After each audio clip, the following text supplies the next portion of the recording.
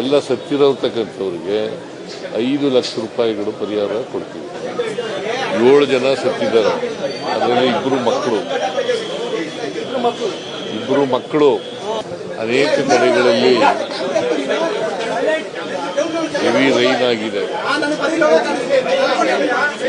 ಗುಡುಗು, ಸಿಡ್ಲು, ಗಾಳಿ, ಆಲಿಕಲ್ಲು ಮಳೆ ಆಗಿದೆ. ಈ ಮಳೆಯಲ್ಲಿ ವ್ಯಾಪಾರ ಮಾಡ್ತಿದ್ದಂಥವ್ರು ಮತ್ತು ಮಳೆಗೋಸ್ಕರ ನಿಂತಿದ್ದಂಥ ದಾರಿಲಿ ಹೋಗ್ತಾ ಇದ್ದವರು ನಿಂತಿದ್ದಂಥವ್ರು ಸುಮಾರು 7 ಜನ ಸತ್ತಿದ್ದಾರೆ.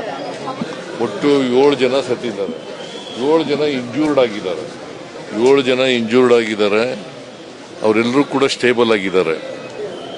ಅವರಿಗೆ ಉಚಿತವಾಗಿ ಟ್ರೀಟ್ಮೆಂಟ್ ಮಾಡಿ ಅಂತ ಹೇಳಿದ್ದೀನಿ ಡಾಕ್ಟ್ರಿಗೆ.